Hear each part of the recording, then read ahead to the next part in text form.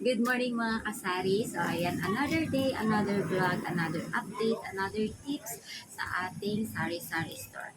So ayan, may nabasa kasi ako na paano daw maiiwasan na langgamin yung mga item natin dyan sa tindahan. Like candies, yung mga candy natin dyan, and yung mga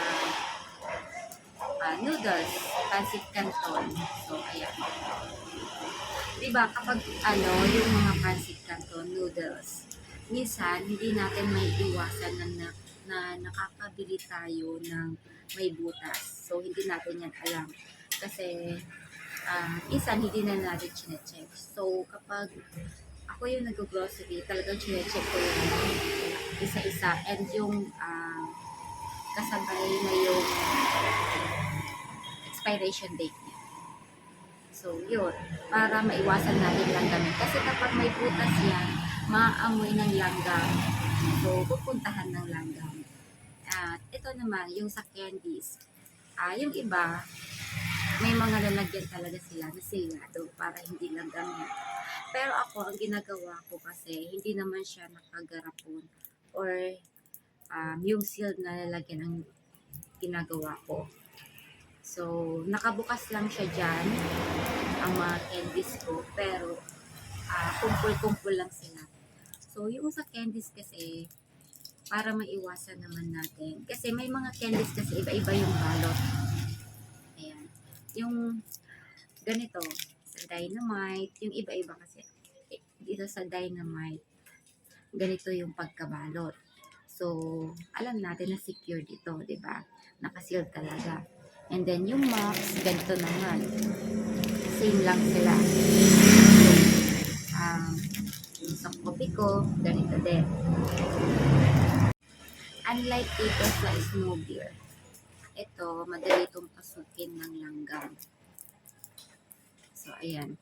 Kasi minsan hindi ito nasasara talaga. So, madali itong maamoy ng langgam. So, ayan, may bumili lang po and back to our vlog. So, ayan, itong candy nga na snow beer, madali itong langgamin. So, ang ginagawa namin dito, nasa plastic pa lang dito naman siya. Pero mabilis naman kasi itong maubos, kaya hindi siya nilalanggam. So, napakabilis. So, bakit mabilis maubos yung candy namin? Kasi minsan nauubusan kami ng tagpipiso. So, yung mga candies namin, siya yung ipinangsusupli namin. So, ayan, kaya hindi siya nilalanggam. Kahit ganito yung pagkabalot ng snow beer natin. So, ayan. And then, iniiwasan din namin na bumili ng madaming candies. Like, ganito yung pagkabalot. Para iwas din, kasi mabilis din lumambot yung mga candies, lalo na kapag mainit sa tindahan natin. So, ayan yung ating tips for today, para hindi langgamin yung ating mga candies and noodles dyan. So, iwasan natin na magkabutas yung mga noodles and yung mga candies natin, mas magandang nakasealed nga talaga siya sa mga garapon. Pero ako hindi ko kasi ginagawa. So, ayan. Yun lang. And ngayon, dahil ang topic natin is about sa paano hindi langgamin, pero isingit ko na din ito sa vlog natin. Itong nag-deliver kasi ngayong araw na to ang Pepsi. So, nag-order kami ng Sting, Mountain Dew, saka yung nasa plastic bottle na Sting.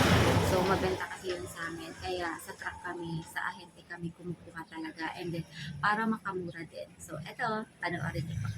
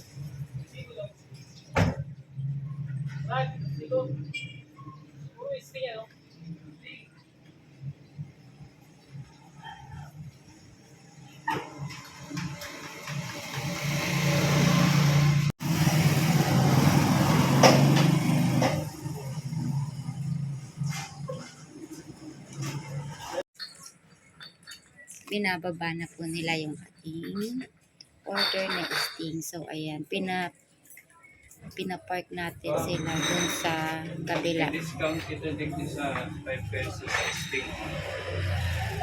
Pababa na natin. Dun sila sa kabila ng park kasi baka sila matikitan dito. Kasi strict yung ating mga PSO. Baka matimingan. So, mahirap na. Pasok na nila. Hello, vlog!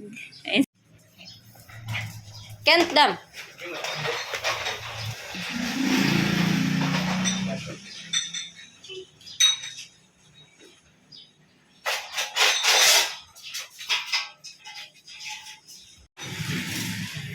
Ganyan sila kalayo sa amin.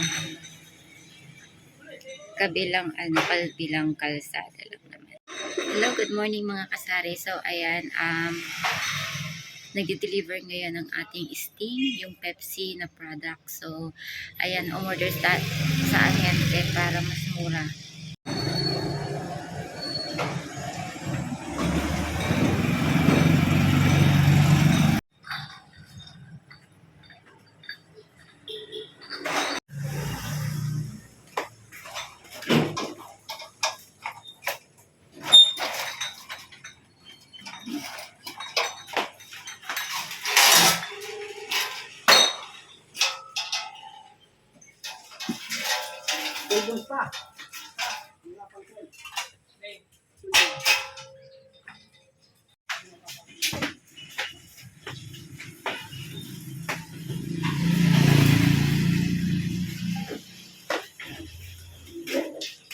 Hoy, Kent Dam, luwas-luwas man.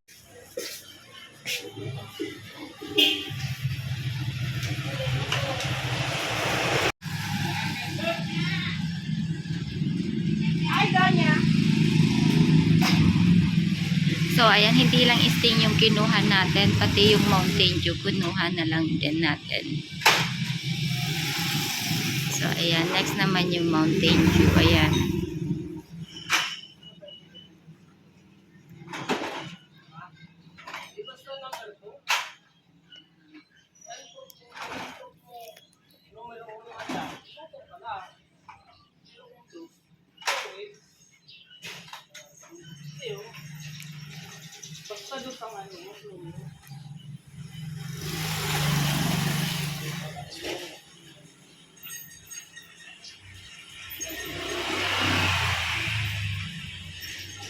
Hindi nakikita si Kuya.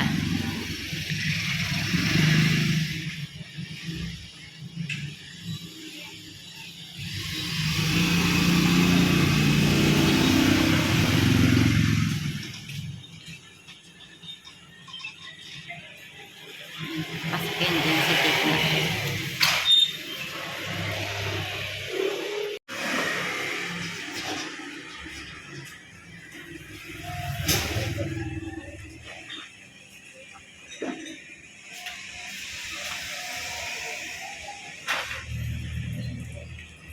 Yun na.